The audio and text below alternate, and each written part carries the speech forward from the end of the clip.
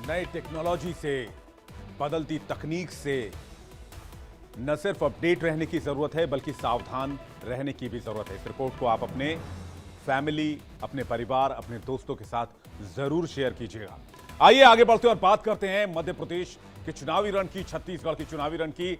मध्य प्रदेश और छत्तीसगढ़ की सभी सीटों पर आज विधानसभा चुनाव की वोटिंग खत्म हो गई। एमपी के 230 विधानसभा सीटों और छत्तीसगढ़ में दूसरे चरण में बचे हुए 70 सीटों पर वोटिंग हुई। वोटिंग प्रतिशत के हिसाब से दोनों राज्यों में बंपर वोटिंग हुई है, यानी 60% से ज्यादा। सबसे पहले वोटिंग खत्म होने के बाद इस पल का अपडेट आपको बता देते हैं कहां कितनी वोटिंग हुई है। आइए देखते हैं। मध्य प्रदेश में सभी 230 सीटों पर चुनाव हुए हैं, जिसमें शाम 5 बजे तक 71.16% वोट पड़े। मध्य प्रदेश में सबसे ज्यादा आगर मालवा में वोट पड़े, जहां वोटिंग प्रतिशत 82% तक गई। तो छत्तीसगढ़ में दूसरे चरण की वोटिंग में 68.15% वोट पड़े, यानी मतदाताओं ने बढ़ चढ़कर लोकतंत्र के इस महापर्व में हिस्सा लिया है। लेकिन कई जगहों पर ऐसी तस्वीर भी सामने आई जहां हिंसा और मारपीट हुई, जिसे लोकतंत्र के लिहाज से अच्छा नहीं कहा जा सकता है।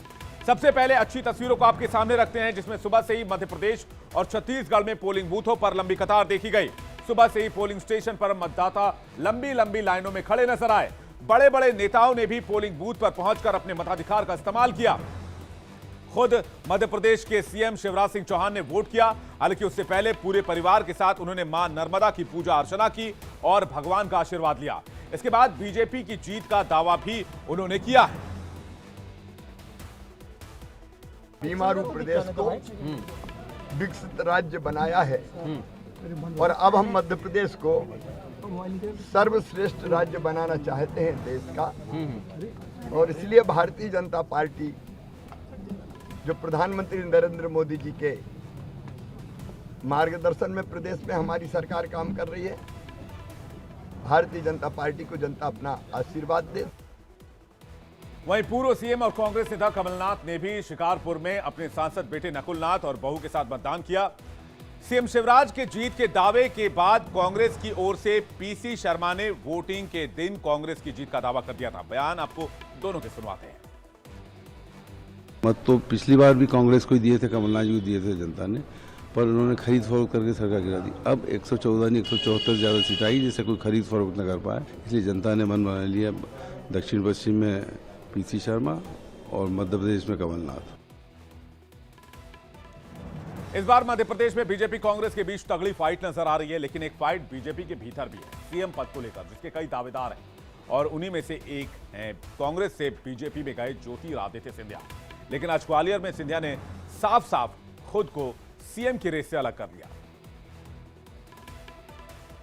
मुझे पूर्ण विश्वास है कि प्रधानमंत्री नरेंद्र मोदी जी के नेतृत्व में डबल इंजन की सरकार पूर्ण रूप से मध्य प्रदेश को एक नई विकास और प्रगति की उड़ान पर सुनिश्चित ले जाएगी। मैंने पहले से ही कहा है, मैं सीएम के रेस में नहीं हूं, ना मैं कभी था ना आज हूं। ये रेस कुर्सी का नहीं है।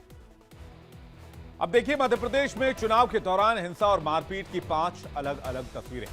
एमपी के मुरैना में चुनाव के दौरान बवाल हो गया, जिसमें 2 पक्षों के बीच पथराव हुआ।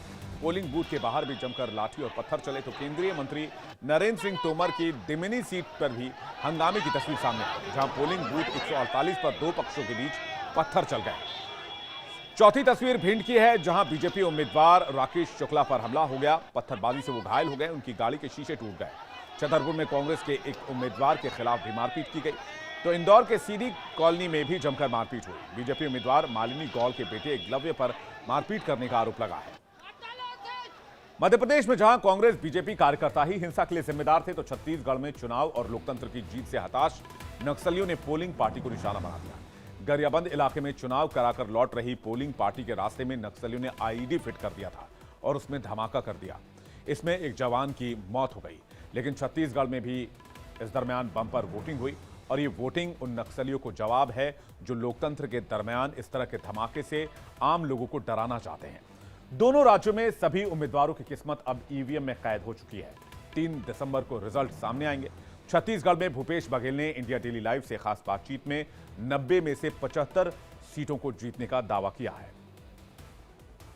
100% आश्वस्त हैं कि छत्तीसगढ़ में जो हम लोग 5 साल कांग्रेस की सरकार ने जो काम किया है उस पे लोगों को भरोसा है। और अभी जो हम लोगों ने जो घोषणा की है, राहुल जी ने, खड़गे साहब ने और प्रियंका जी ने, उसका असर ज़बरदस्त है, क्योंकि हमारे कांग्रेस की गारंटी पे लोगों को भरोसा है। यार कितनी सीट का दावा कर रहे हैं सर? लेकिन वो पलायन कर गए, हम तो 75 सीट जीते।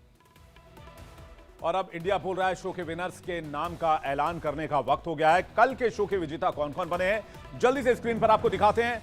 कल के शो के विनर्स के नाम 16 नवंबर को जो सवाल हमने पूछा था उसके विनर बने वीरेंद्र कुमार साहू, गिरिडीह, झारखंड से। वीरेंद्र जी बहुत सारी शुभकामनाएं और आपको बहुत मुबारकबाद, बहुत बहुत बधाइयां। संध्या बैतूल, मध्य प्रदेश से। संध्या आपको भी बहुत मुबारक।